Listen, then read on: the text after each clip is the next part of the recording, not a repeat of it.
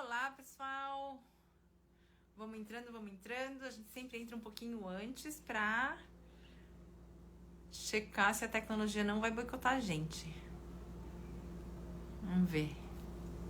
Oi, Ana! Tudo bem?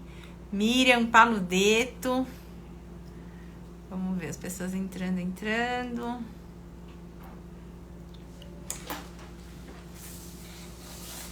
Oi, Vera! Tudo bem? Há quanto tempo?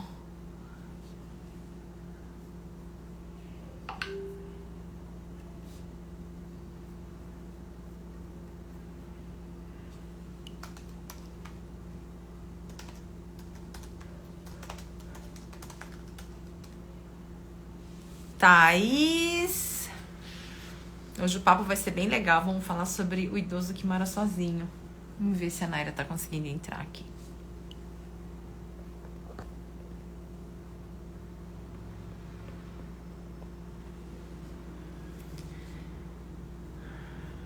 Gente, essa virada de tempo, hein? De novo, tá começando esse frio.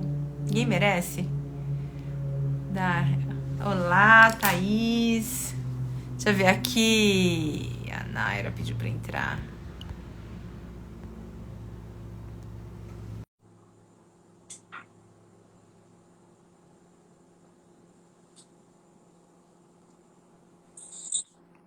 Oi.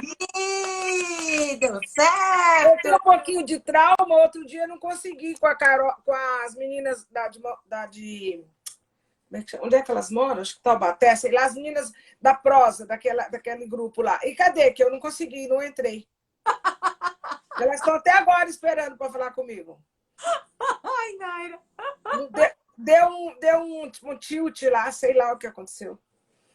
Entendi. Bom, a gente está às 6h52, a live começa às 7 para dar tempo do povo se organizar.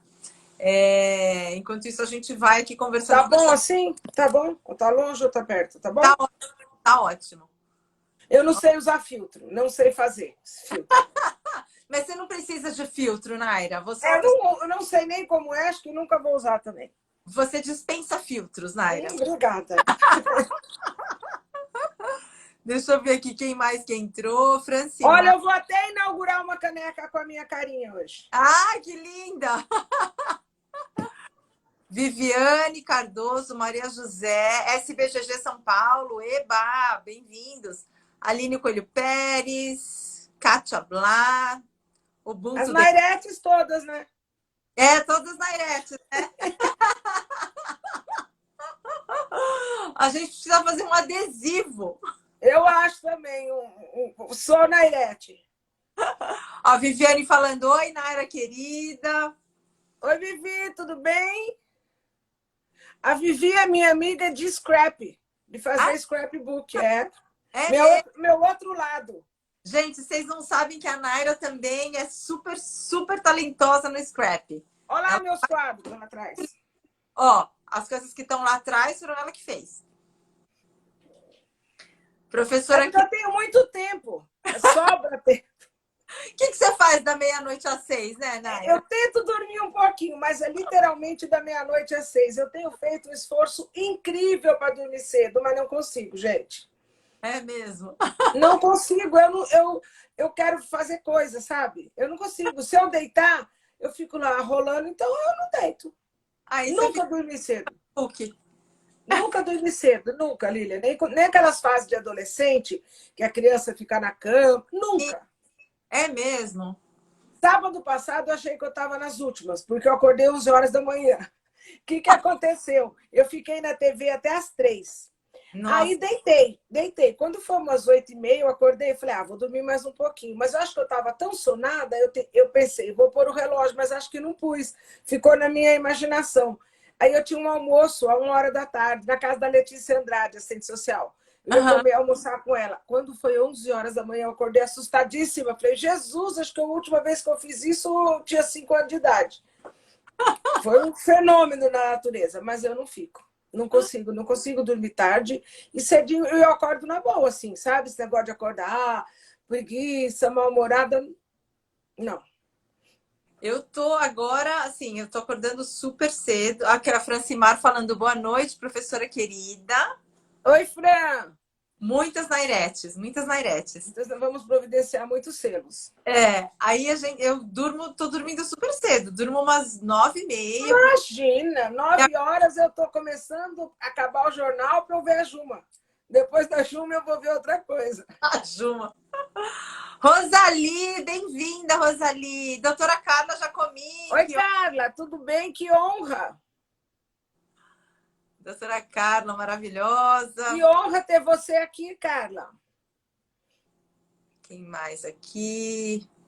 Vamos entrando, vamos entrando. E, pessoal, se vocês puderem, se tiver gente de fora de São Paulo, escreve aí de onde você está falando, para a gente saber de onde estão os nossos seguidores, de onde as pessoas estão assistindo. A Francimar está falando tema relevante e pertinente para o nosso cotidiano, isso mesmo. E vai se tornar cada vez mais frequente, né? Tenho muitos que moram sozinhos. Então, essa é uma questão, assim. A doutora Carla falando tudo jóia, que honra ouvi-las. Ah, bonitinha. Francimar falando que é da Zona Leste. A Fran foi nossa aluna naquela mesma pós que você fez, eu acho, na sua turma, Lília, se não me engano. Nossa, mas eu fiz há tanto tempo, Ela também, ela acabou de defender o doutorado agora. Eu fui banca do mestrado e do doutorado. Eu acho que é da sua turma. Se não é da sua, é da logo em seguida, mas eu acho que é da sua.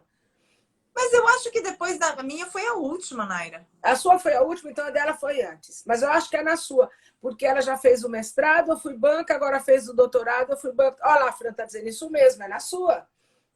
Ah! Nossa, que foi em 2013, 2014. Aí Nossa, depois ela fez o mestrado na PUC e não, depois agora. 2010, Naira. Eu fiz em 2014. Aí ela fez 2010, então ela fez antes de você. Eu acabei de imprimir aqui o certificado da defesa dela. Ai, que legal! Parabéns! E aí eu sigo acompanhando a Fran. Ela me acompanha e eu também. Muito legal. Jader Jader, oi amigo, tudo bem? O Jader é um médico. Ah, legal! Tudo bem, doutor Jader? Ele trabalhou com a Ligiane. Vou dando currículo das pessoas aqui.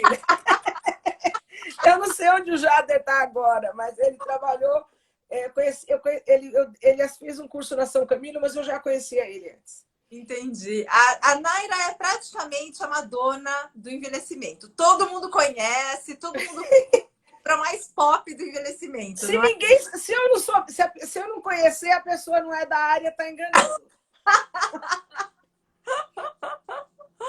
A Francimar falando, eu que acompanho a professora.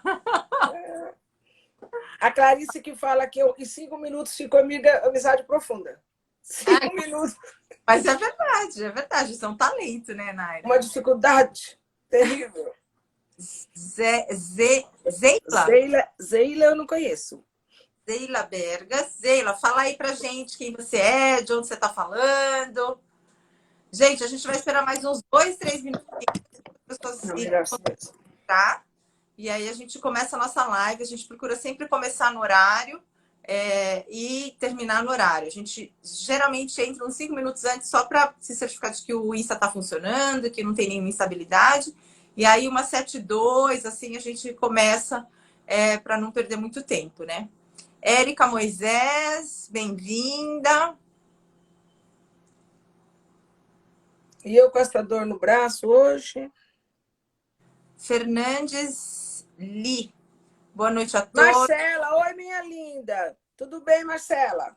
Ela é fono lá da escola, foi minha aluna também. Tô com saudades da professora. Aí, tá vendo? Uma oportunidade para o povo matar a saudade da Naira. É verdade. Olha que beleza.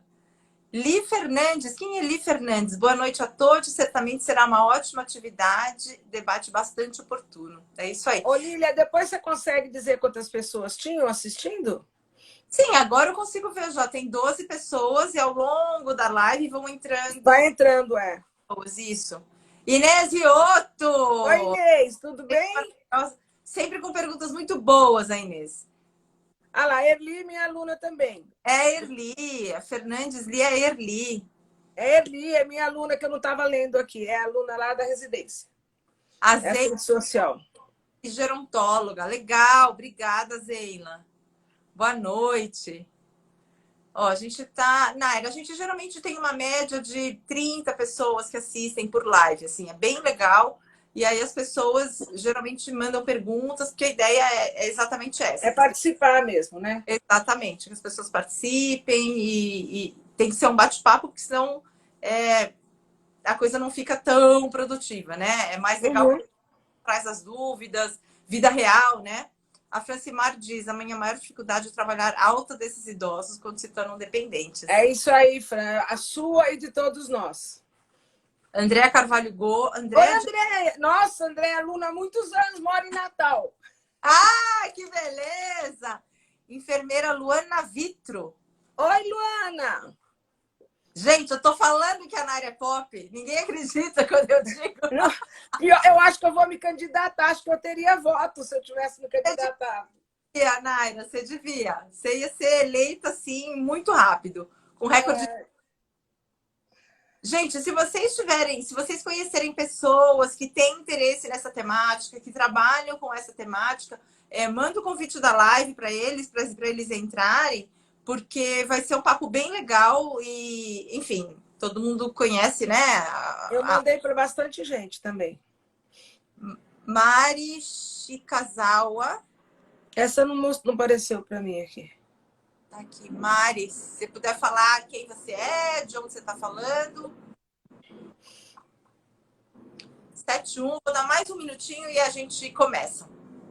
Aí depois as pessoas vão entrando, né? Isso. Aí as pessoas vão entrando, vão enviando perguntas. Mari Bastian. Cirune 3. Boa noite, gente. É que as pessoas põem um endereço assim diferente, a gente não sabe quem é. Tem que pôr...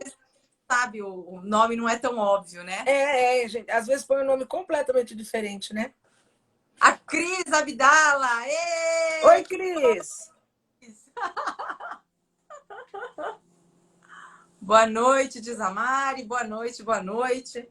Quem entrou agora, se puder falar de onde está falando, o que faz, em que área que atua, é legal para a gente saber, né? Quem que é o público que está assistindo. Está assistindo, é verdade. As mais direcionadas, enfim. Bom, 7:02, para a gente não atrasar muito. Boa noite, professora. Então, a Mari Casal é sua aluna, Naira. Está escrito boa noite, professora. Maria é aluna também, é residente também. Aqui a Cris, boa noite. Bom, pessoal, são 7:02, vamos começar para a gente não perder muito tempo. Queria agradecer a todo mundo por estar participando dessa live comigo e com a Naira. O objetivo dessa série de lives que a gente está fazendo, essa é a 7ª live da série. Tudo que você sempre quis saber, mas tinha medo de perguntar, que foi, assim, foi uma ideia que surgiu junto com a Cris Abdala para falar sobre são coisas polêmicas, coisas que geram muitas dúvidas no público e que que geram dúvidas que podem ser esclarecidas através de uma live com um especialista. Então, o objetivo é que as pessoas participem, que as pessoas mandem perguntas, porque a gente quer que seja uma conversa. Se vocês deixarem, eu vou ficar aqui fazendo perguntas eternamente para a Naira. Então, mandem participem também, que eu vou vendo aqui as perguntas e fazendo para a Naira para a gente manter essa conversa rolando, tá? Então, hoje a gente vai falar sobre o idoso que mora sozinho, né? Que a gente já aqui no aquecimento já está vendo que tem muita gente que trabalha com esse público de idosos que moram sós. É um quadro que a gente vai encontrar cada vez mais, né? Porque as configurações familiares estão mudando, a sociedade hoje está diferente. Então, a gente vai ver cada vez mais a população 60+ vivendo sozinha. E para falar sobre isso, a gente convidou a nossa amada Naira Dutra Lemos, a Naira que tem aí um séquito de seguidores, tem as Nairetes. E a Naira é nossa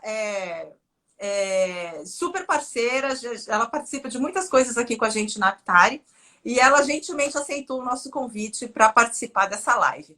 Então, se você tem alguém aí que você acha que gostaria de saber mais sobre essa temática, vai lá, manda o convite, porque o Papo com a Naira vai ser muito legal. Naira, super obrigada por ter aceitado. Obrigada a você pelo convite. Bom, para a gente começar... Aliás, eu quero aqui deixar claro que eu já estava me sentindo excluída. Porque até agora eu não tinha sido chamada. Eu estava... Quero registrar, mas tudo bem. Agora já passou. Já passou. Eu perdoo fácil. Legal. Bom, para a gente começar, eu vou dar aqui o currículo da Naira. Acho que todo mundo já conhece, né, a atuação da Naira, mas acho que para quem ainda está entrando agora, que começou a trabalhar na área da Geronto agora, eu acho que é legal a gente passar aqui o CV da Naira. Ela é assistente social pela PUC São Paulo, é mestre e doutora em ciências pela Unifesp, é especialista em gerontologia pela SBGG, é professora afiliada da disciplina de geriatria e gerontologia da Unifesp, é coordenadora do programa de assistência domiciliar ao idoso e do ambulatório para cuidadores da DIG Unifesp. Ela é coordenadora da residência multiprofissional do envelhecimento da Unifesp e presidente da comissão de título de especialista em gerontologia da SBGG.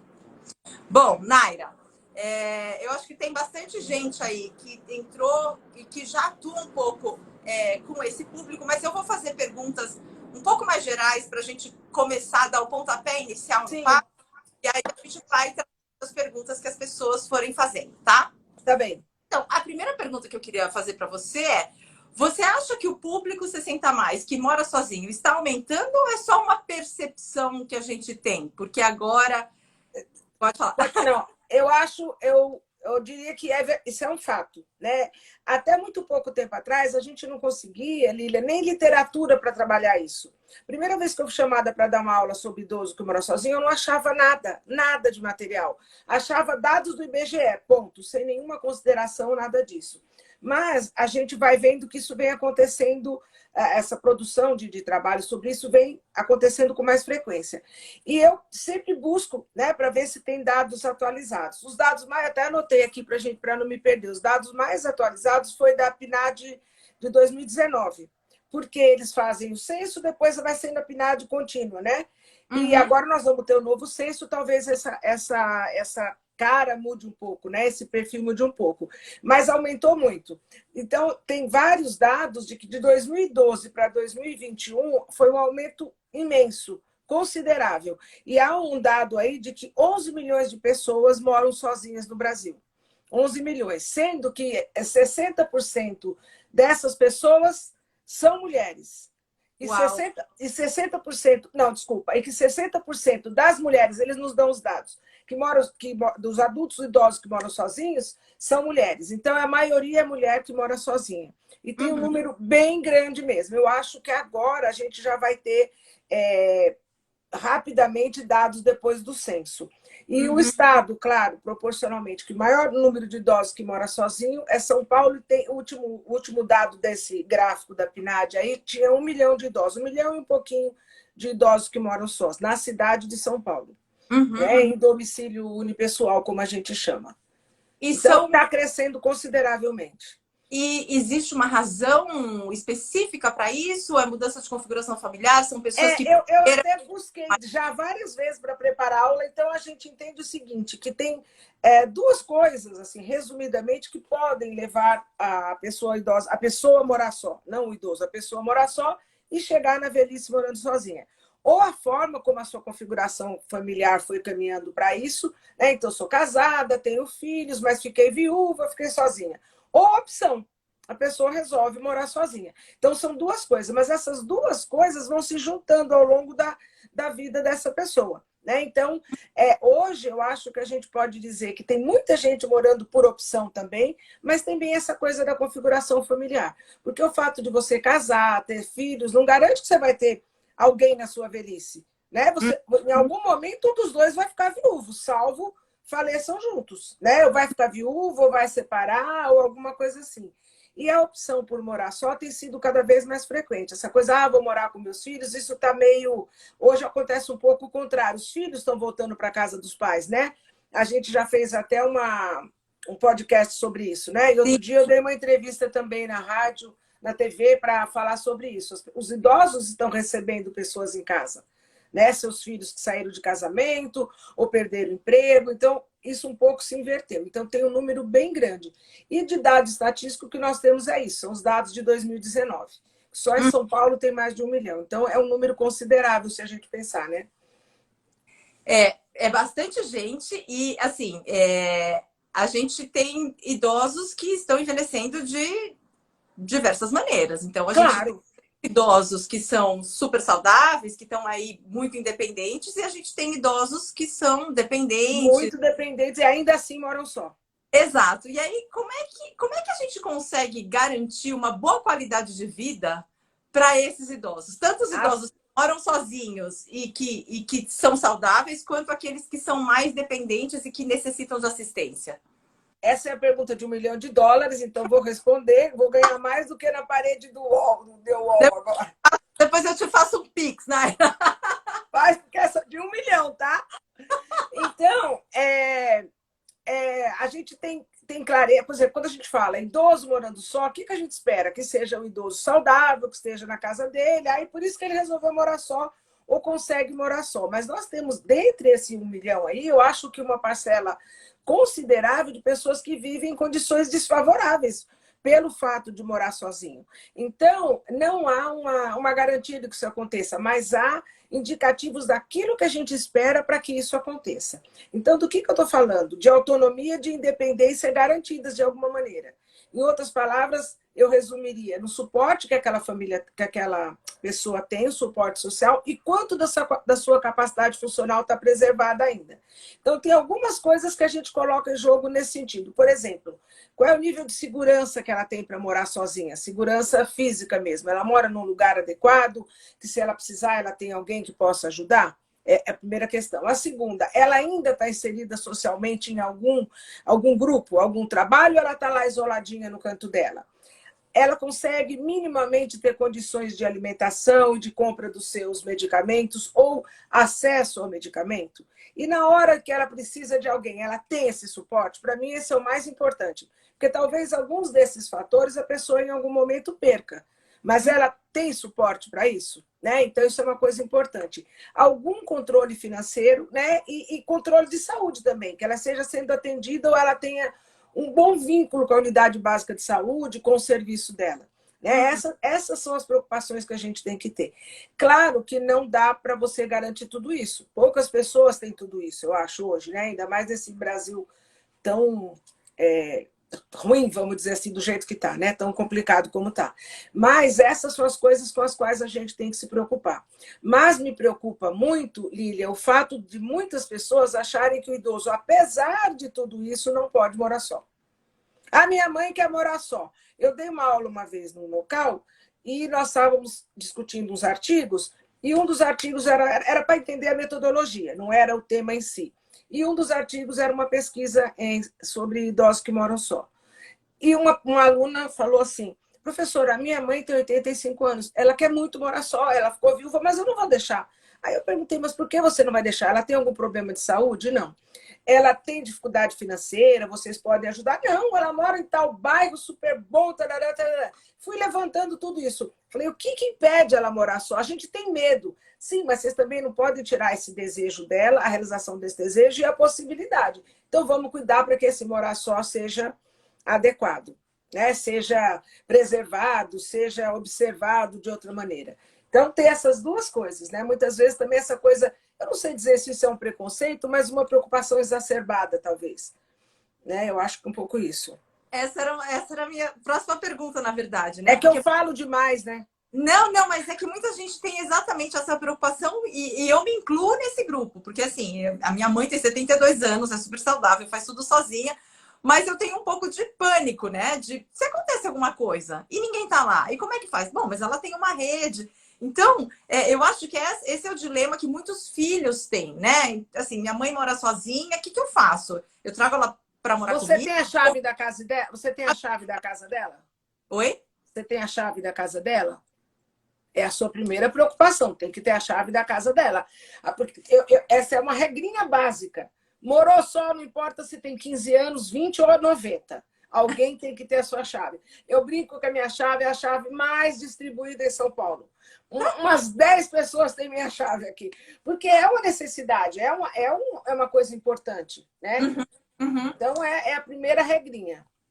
Ô, Naira, você está à frente do PAD aí, né? Que é o Programa de Assistência Domiciliar ao Idoso. Eu imagino que no programa vocês atendam muitos idosos que moram sozinhos. Não, no PAD não. A gente atende no ambulatório, porque o critério do PAD é ter um cuidador. É Ah! o critério de todos os pacientes, todos mesmo, programa de atenção domiciliar, é ter um cuidador, porque a gente não fica na casa, né? A gente vai lá e orienta o cuidador. Mas no ambulatório é muito comum. A gente pega quase todo dia 2, 3 casos de idosos que moram só e não tem o que fazer. Porque aí o médico atende e fala: olha, eu estou passando aqui uma lista de medicamentos para ele tem que fazer isso, mas ele não tem quem ajude. Aí chama o serviço social e nós vamos lá com a varinha mágica para tentar fazer uma intervenção que resulte em boas coisas. No PAD a gente não consegue, mas também, Lília, a gente deixa de atender gente no PAD porque está morando só.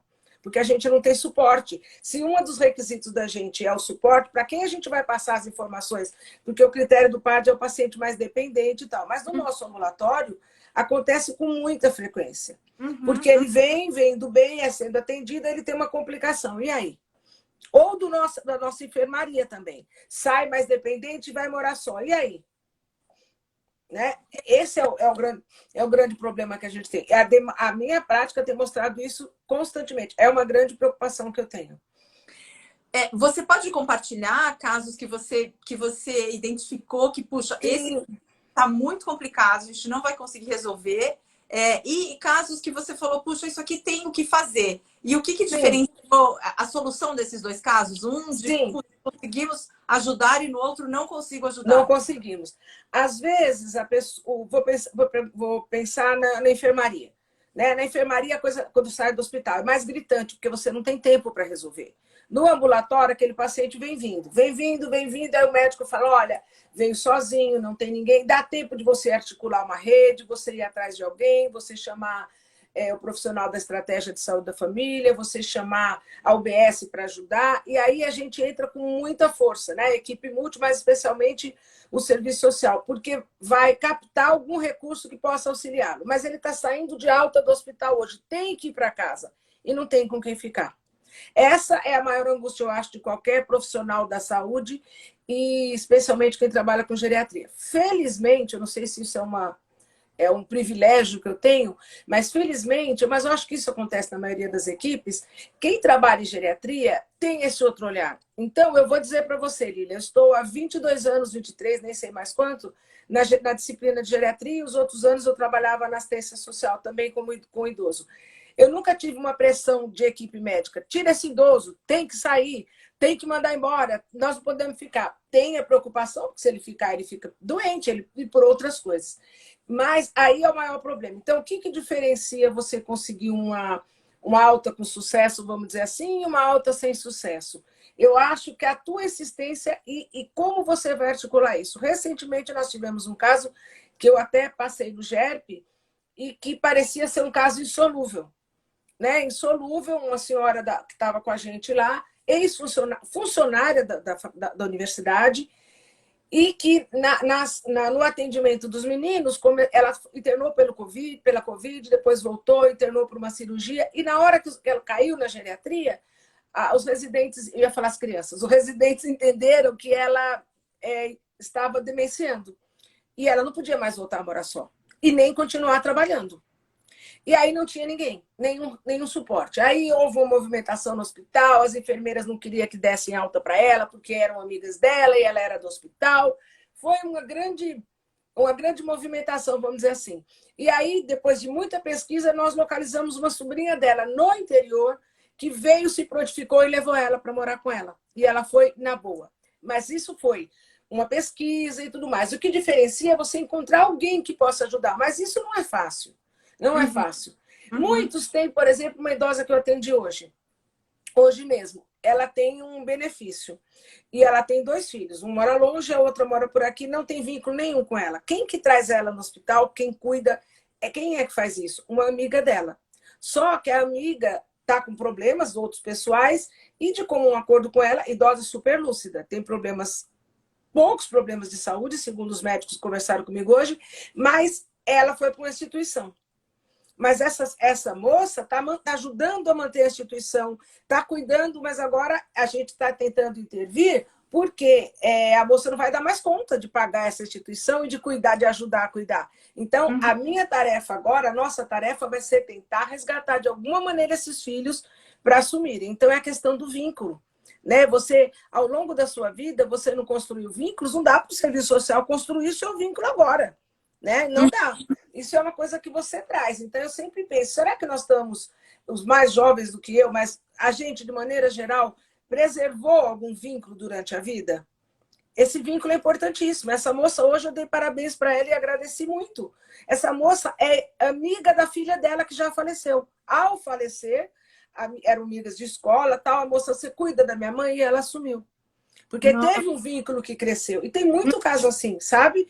Mas é isso que eu acho que pensa. A gente tem que aprender a construir vínculos ao longo da nossa vida. Não que esses vínculos garantam.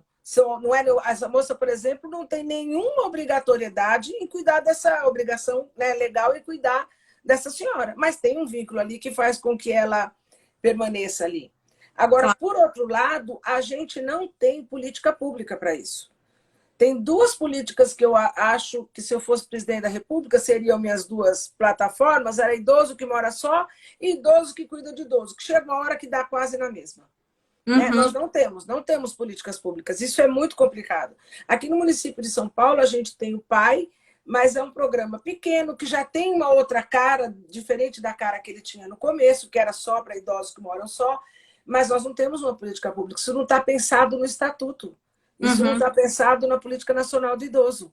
Né? A gente sabe que é o Estado, que na ausência da família o Estado vai assumir, mas como? Onde vai pôr essa pessoa?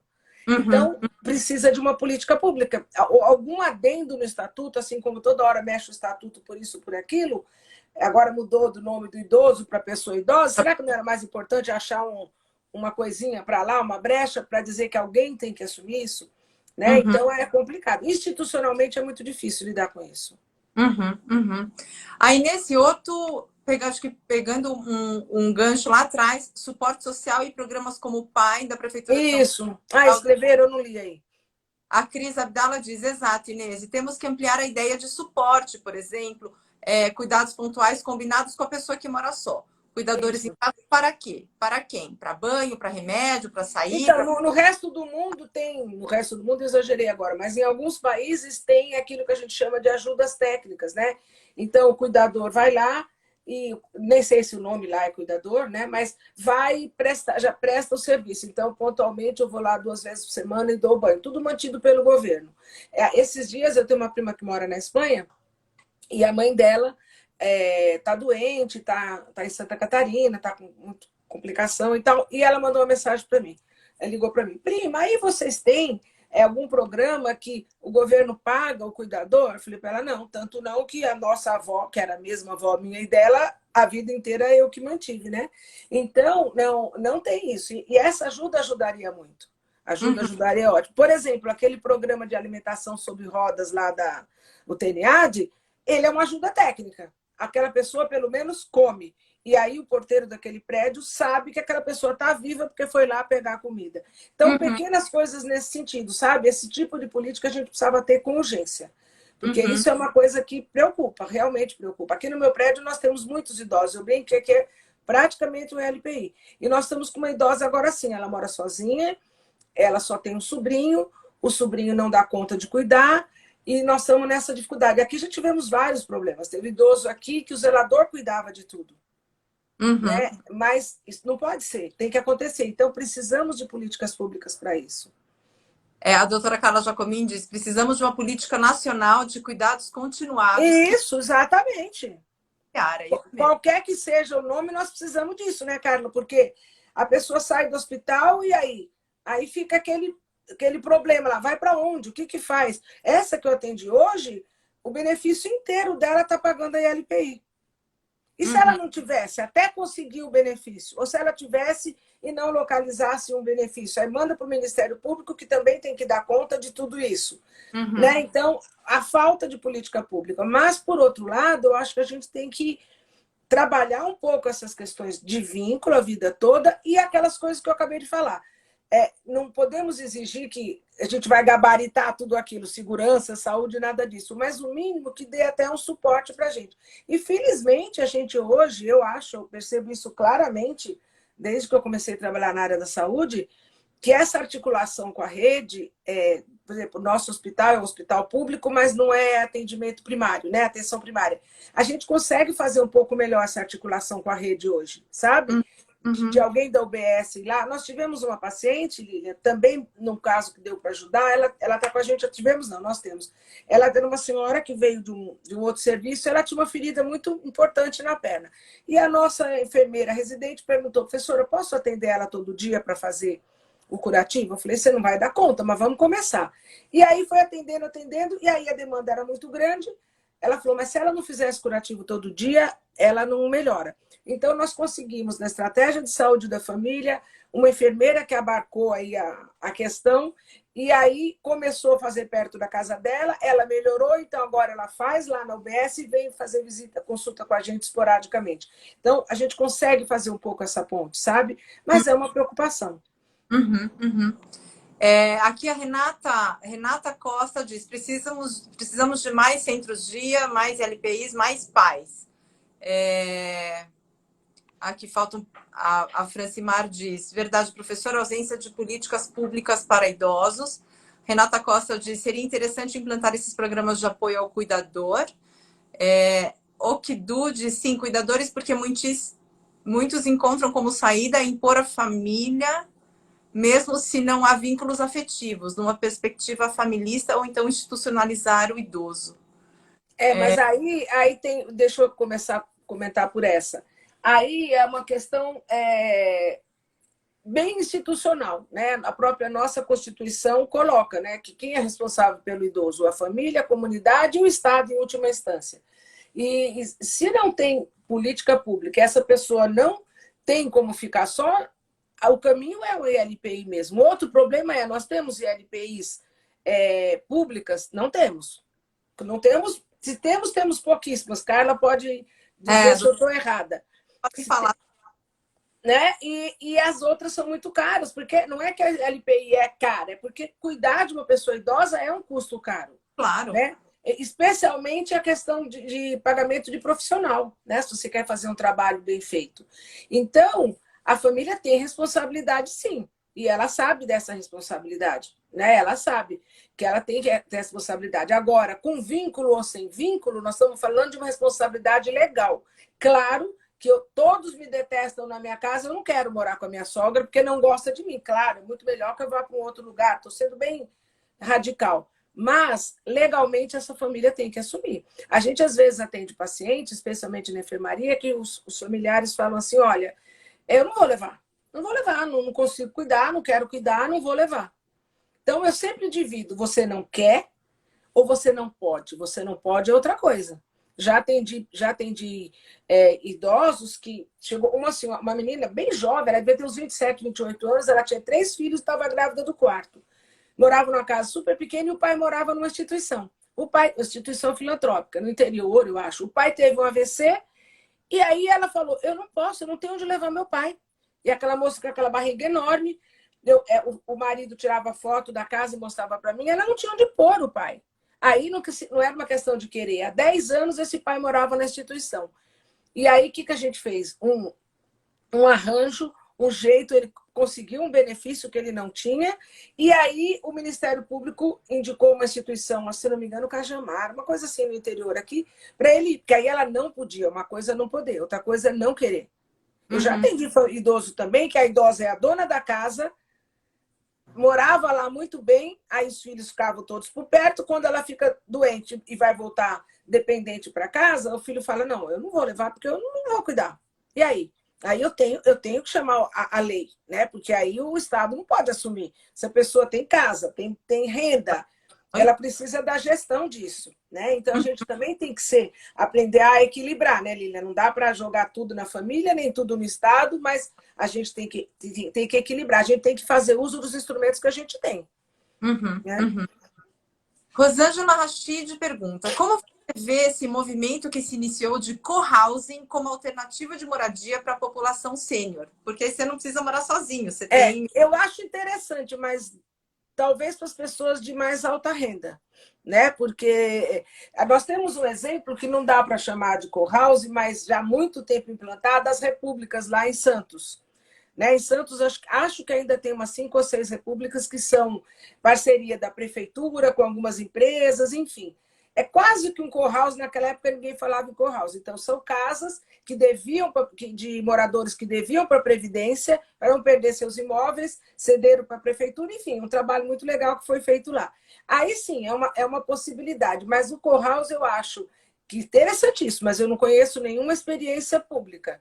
Né? Conheço poucas experiências aqui no Brasil, poucas, fisicamente não conheço nenhuma. Acho que é uma alternativa legal, se a pessoa se dispõe a morar com outros amigos e tal, acho que é muito interessante. A gente vê muito filme também trazendo essa carinha aí, né? Mas não é um dado de realidade nosso ainda. Né? Não, sei, não conheço, pode ser que eu esteja desatualizada, mas não é muito na realidade. Aqui não tem, pode ser que no resto do mundo tenha. Nos Estados Unidos, ouvi alguns. Nos Estados Unidos tem muito LPI. O movimento de LPI é muito forte. Né? Quando eu vou para lá, eu vejo a minha prima mora em Los Angeles, a cada 100 metros que você anda tem uma instituição. Que aí tem os sistemas, aqueles sistemas todos complicados deles, né, financeiramente, lá de assistência, que terminam pagando uma boa parte. A LPI é uma coisa bem forte lá, mas co-house eu acho super interessante, desde que essa pessoa, que a gente consiga bancar e manter aquilo, né? Porque mesmo na República, Lilian, até onde eu lembro, eles tinham que contribuir com alguma coisa, né? Para limpeza, para gestão, e eles tinham que ter uma renda para poder se manter ali. A Inês outro diz, tem 3 repúblicas em Santos. Eram 5, então tem 3 agora, Inês? Quando começou eram 5. Especialista em moradia. A Rosângela diz, muitos na Europa são de iniciativas públicas, muitos co-housing. Então, tá vendo? Aqui nós não temos nem ILPI pública, até chegar no co-house vai demorar um pouco, eu acho.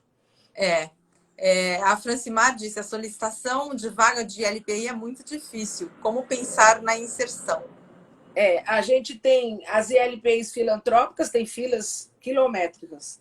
As de custo mais alto, tudo bem, mas quem é que tem condição de pagar? Né? Tem um número razoável de pessoas que não teriam como pagar. Então, tem essas, por exemplo, essa senhora que eu atendi hoje, que é um valor que dá para pagar com um pouquinho mais da aposentadoria, mas alguém vai ter que ajudar. Mas a gente precisa pensar também o quanto tem, né? Quantas tem? Então, às vezes eu recebo, agora não mais, depois de tanto a gente falar, era muito comum logo que eu comecei a trabalhar lá na escola, na Unifesp, os residentes colocavam, sugerimos ILPI, eu voltava para ele e dizia, aonde? Dá para mim o endereço que eu mando essa idosa neste momento. Então, não dá para sugerir ILPI. O que você tem que sugerir? Que o profissional avalie aquele caso e veja qual é a melhor alternativa. Nem sempre a LPI também é a melhor alternativa. E se quem garante que aquela pessoa... Ora, alguém está falando que é 10% do salário de contribuição. Isso mesmo, eu não lembrava a quantidade. A Paulinha Zi pergunta, como promover a divisão de cuidados de um idoso entre seus filhos e netos igualmente? Muitas vezes os integrantes das famílias não se entendem e o cuidado do idoso recai sobre um. Como é o nome dela? Paulinha.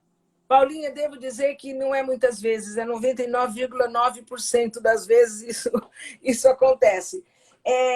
Normalmente, Paulinha, quando essa pessoa é atendida em algum serviço e tem um profissional que pode trabalhar essa família nesse contexto, vamos dividir as tarefas e tal, a gente também não pode exigir nem mandar, né? A gente vai, muitas vezes eles não conseguem se organizar e um profissional consegue fazer um pouco essa gestão, né? Organizar o fim de semana, alguém fica. Tem acontecido um pouco mais nos 3, 4 anos, um pouquinho antes da pandemia, alguma coisa que eu acho interessante. Os filhos se organizam e pagam para um dos filhos cuidar. Eu tenho recebido muito caso assim. É legal? É legal. Desde que eles respeitem aquela pessoa como alguém que está fazendo um trabalho. Então, também precisa de folga, também precisa de férias. Eu já atendi paciente que a queixa era, a cuidadora que a queixa era, eu não saio mais de casa desde que meus irmãos pagaram. Então, eles nem visitam mais, porque eles acham que eles estão pagando. Mas, se bem organizado, isso é uma alternativa. Às vezes, aquela pessoa não não tem uma renda e para ela cuidar da mãe, se ela tivesse uma renda, ajudaria.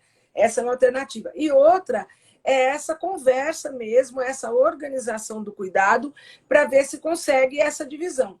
Mas é difícil, porque ao se falar de cuidado, não há muito essa divisão, sabe? Ah, a mamãe teve um AVC, vamos dividir quem cuida? Vamos ver quem cuida. Normalmente é assim, ó, você é solteira, então você pode cuidar. Mamãe sempre gostou mais de você do que dos outros. Você mora perto, seus filhos já casaram. Então, são encontrados vários argumentos para que aquela pessoa assuma. E ela até assume, porque ela é filha como os outros, mas chega uma hora que ela também não dá conta. Né? Essa coisa do cuidado é assunto para outro Instagram, para outra live, né, Lilian? Porque é bem complicado mesmo, mas isso é importante, a divisão do cuidado. Né? Porque alguém vai ter que assumir mais. E a gente tem que pensar, gente, que diferente de uma criança, esse idoso não vai evoluir para ficar ótimo, né? Deixar o andador, pode até melhorar, podemos reabilitá-lo, mas a ordem natural das coisas não é essa. Né? Então, talvez seja mais complicado, né? Uhum. A enfermeira Luana Vitro pergunta: o centro-dia para idosos não pode ser uma alternativa positiva para auxiliar as famílias? Pode ser. Ele pode passar. E felizmente em São Paulo nós temos um número, aliás, devo reforçar, que acho que é só em São Paulo. No Nordeste é muito difícil ir LPI. No Rio de Janeiro parece que tem pouquíssimos também. Mas falando na cidade, a gente tem que ter claro isso, né, gente? Nós estamos na maior cidade do país. Então, o nosso universo aqui é muito, entre aspas, mas chega a ser privilegiado. Então, nós temos vários centros-dias aí, como fala, conveniados com a prefeitura, e é um excelente serviço, são maravilhosos. Eu tive a oportunidade de ir lá na escola, lá na faculdade, nós fizemos o primeiro centro-dia da cidade de São Paulo. Não era da geriatria, era uma outra verba da universidade, e nós criamos, ele foi mantido por 5 ou 6 anos. Totalmente gratuito e tal. Precisamos encerrar, porque a verba não vinha mais. Mas ele serviu de modelo para muito centro-dia. Né? A gente mesmo foi a várias reuniões da Secretaria de Saúde e tal, e da assistência, para falar sobre o que é um centro-dia. Eu acho que é uma alternativa excelente, mas ele volta para casa. Né? Uhum. Mas pode ser que facilite a família ter que colocar alguém só para dormir com ele.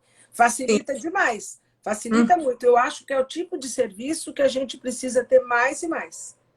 Sabe? Eu acho que centro-dia é uma coisa que... ele é o meio termo entre a ILPI e ele ficar em casa, né? E um atendimento domiciliar, porque, assim, que é o caso nosso e de vários outros serviços, que atende o paciente que já está mais fragilizado e tudo mais. A Carla falou alguma coisa assim.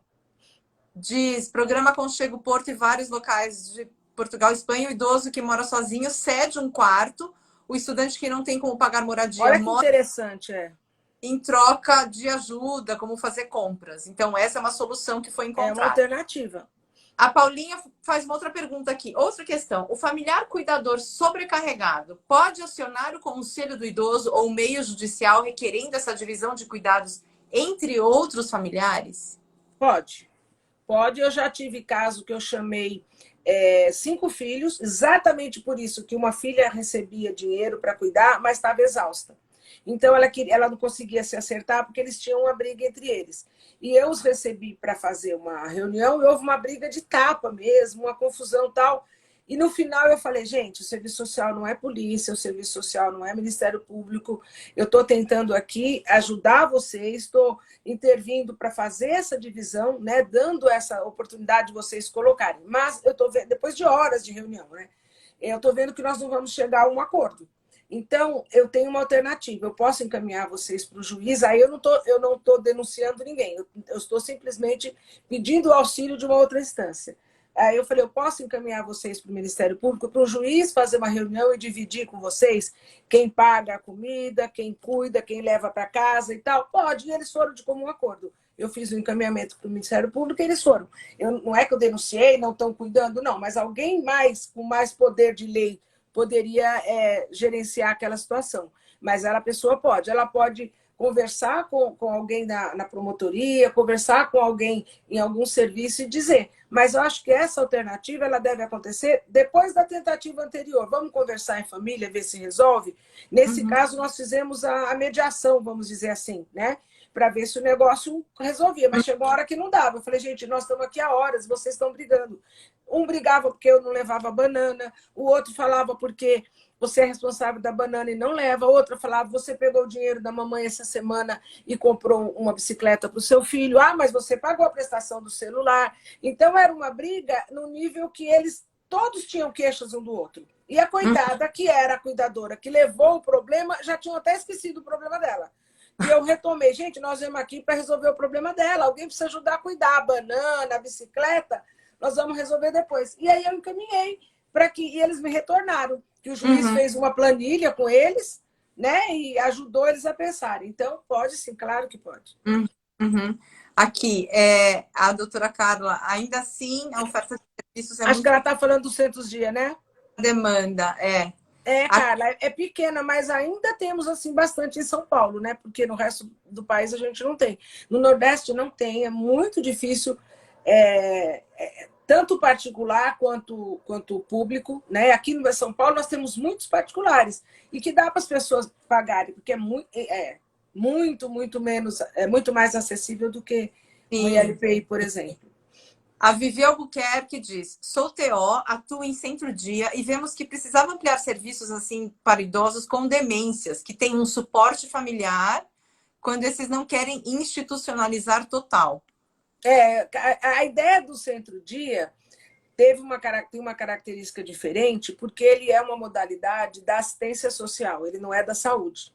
Né? O que eu quero dizer? Ele está tipificado na assistência social. Para quê, Naira? Para poder receber recurso. Então, os de São Paulo, eles são conveniados com a assistência social, não com a saúde.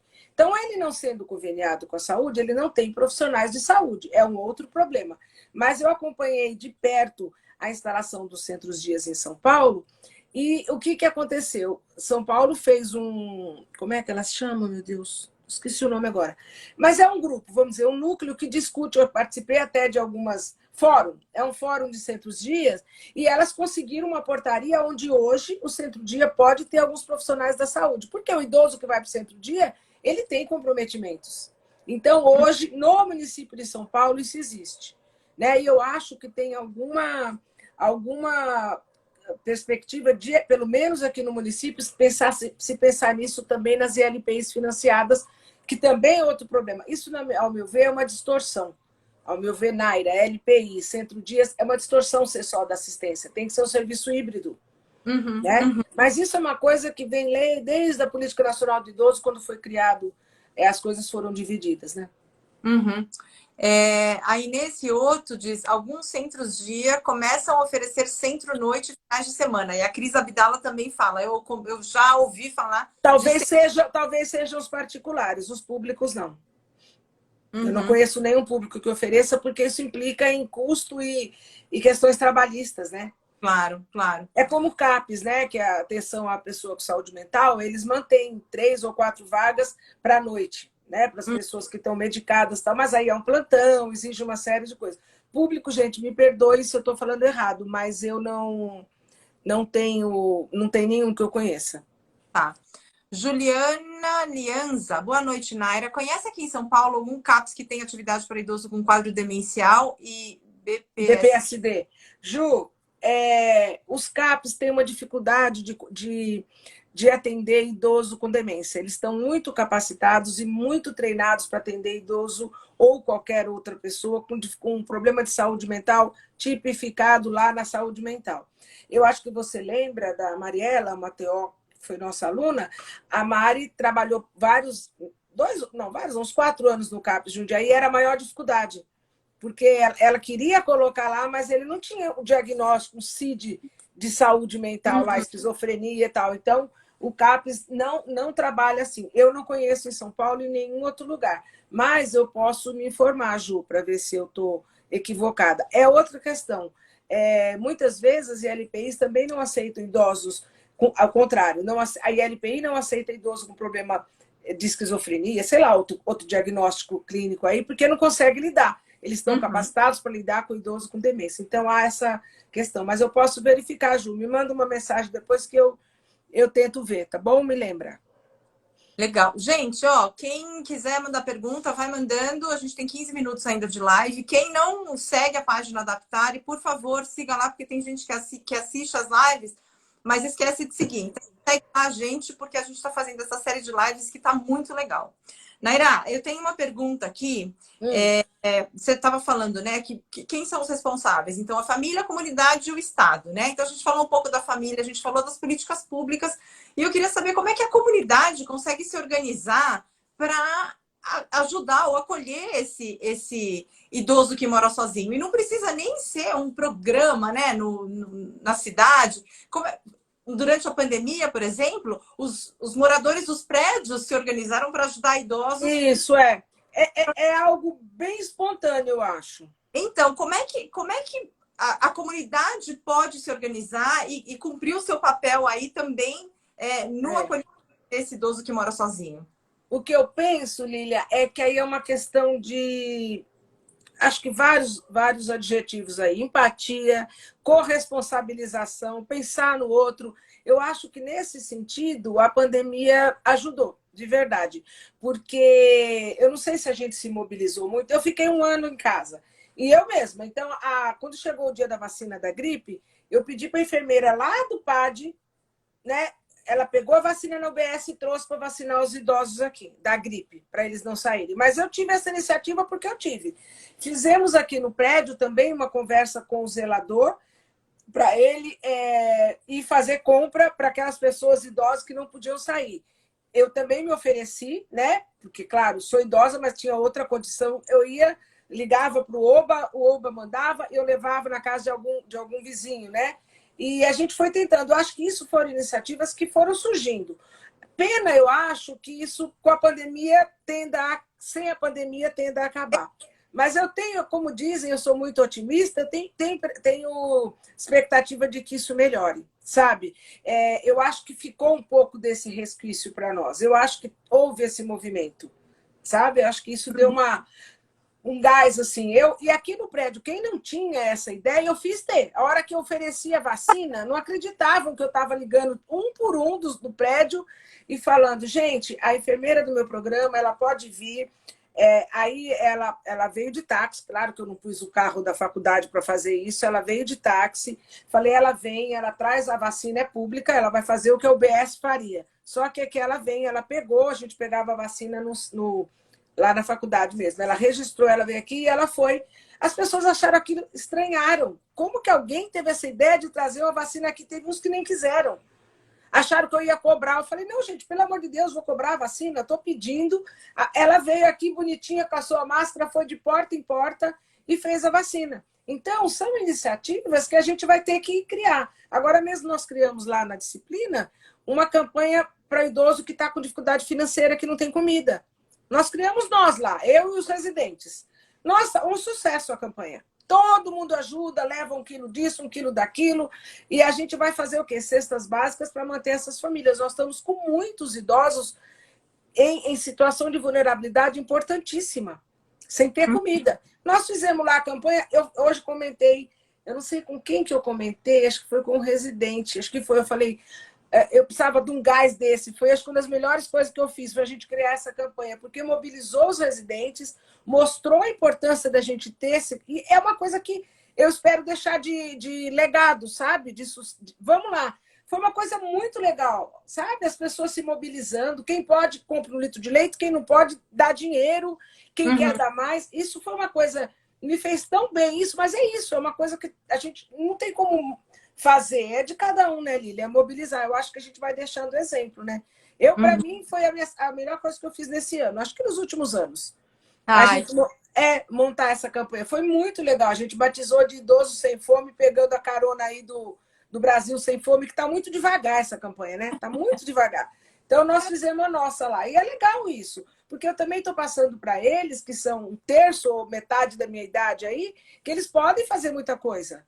Claro. Então, é essa ideia mesmo. Eu acho que a gente tem que ir transmitindo isso. Mas aí depende das pessoas, da forma, né? E já foge da nossa competência.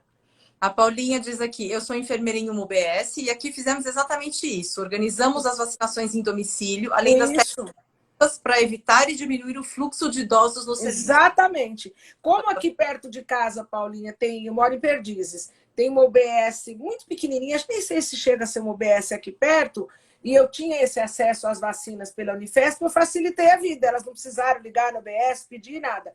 E aí ela veio aqui, ela deve ter dado umas 15 vacinas, mais ou menos. Tem bastante idoso aqui, então eu ligava e perguntava. Tinha gente que falava, mas vai cobrar quanto? Não vai cobrar nada. Eu falei, como que eu vou cobrar? Vou vender a vacina? Vou ser presa ainda.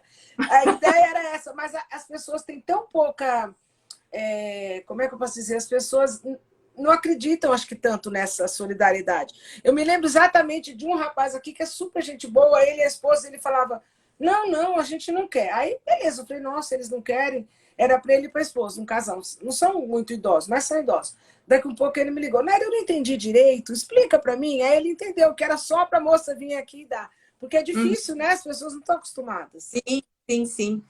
Fernanda Faveri, por favor, um mês inteiro de live com a Naira. E várias pessoas aqui concordando. A Fê foi minha aluna de estagiária, muitos anos, estagiária mesmo. A Francimar diz, professora, na região central tinha alimentação sobre rodas. A prefeitura poderia beneficiar esses idosos. Ótima iniciativa, professora. Eles chegam no pronto-socorro desnutridos. Tá falando lá do PAD, né? Mas a alimentação sobre rodas, elas têm, acho que se não me engano, quase 600 famílias já cadastradas. E quando 600 idosos, quando vai saindo, vão entrando outros. Né? Uhum.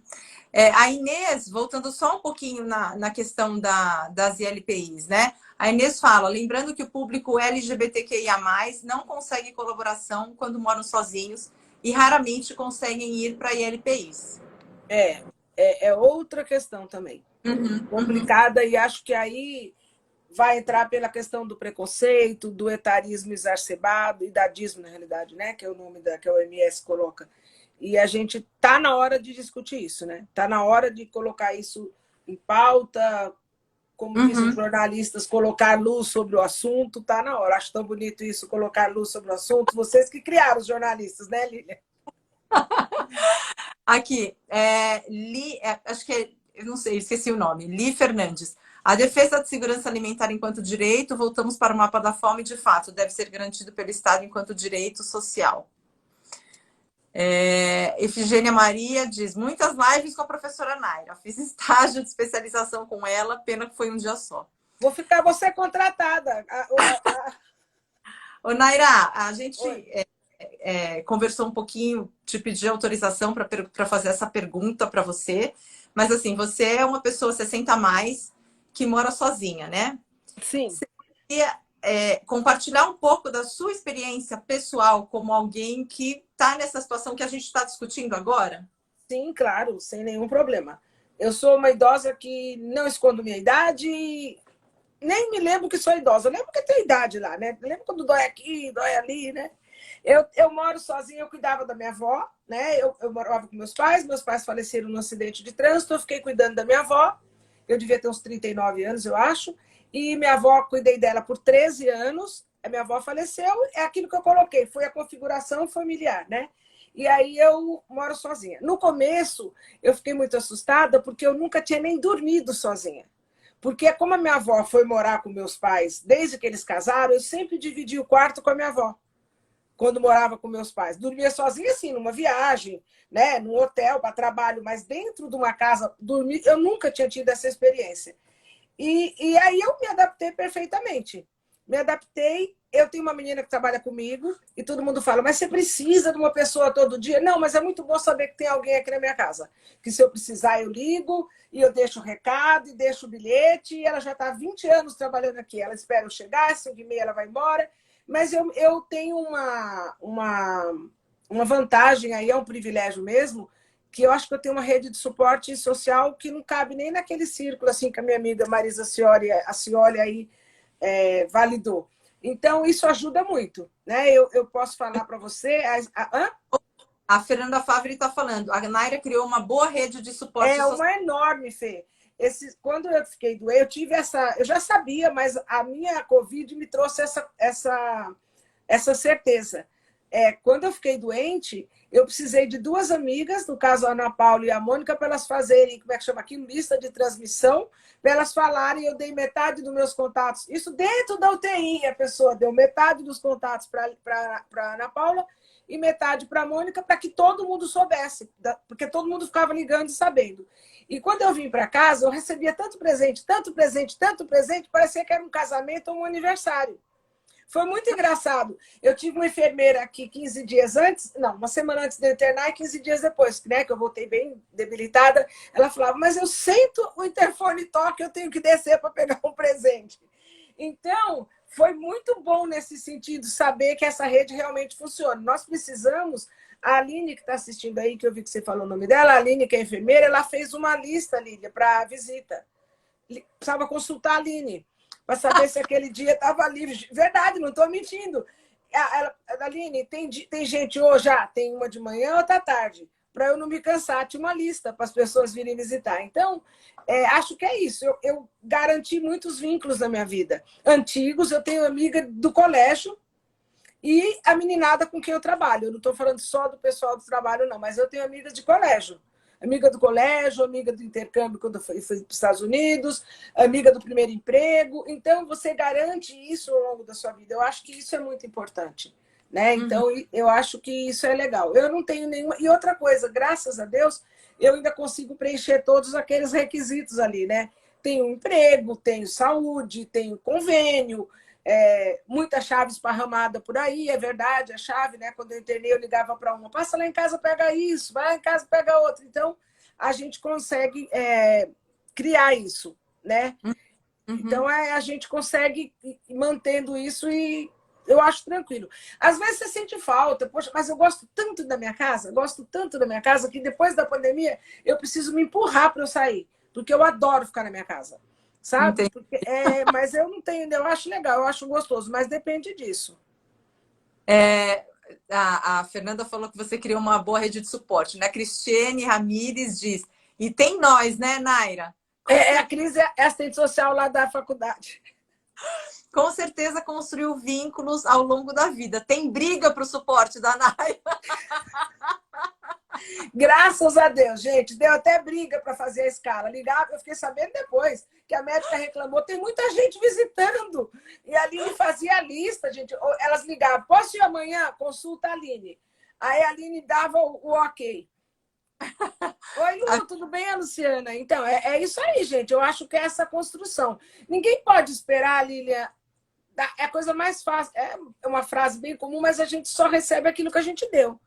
Né? Então...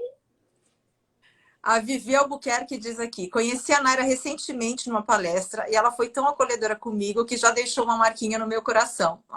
Bonitinha. Máximo.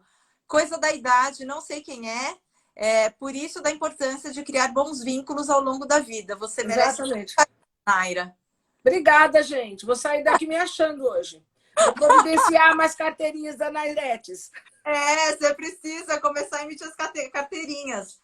Quem não é Nairete, fala comigo que eu mando a fita de admissão para o clube. Gente, a gente pode falar. Tem mais alguma pergunta? Então, isso que eu ia falar para o povo. A gente tem mais três minutinhos aqui. Quem quiser mandar pergunta, a gente ainda consegue responder umas 2 perguntas.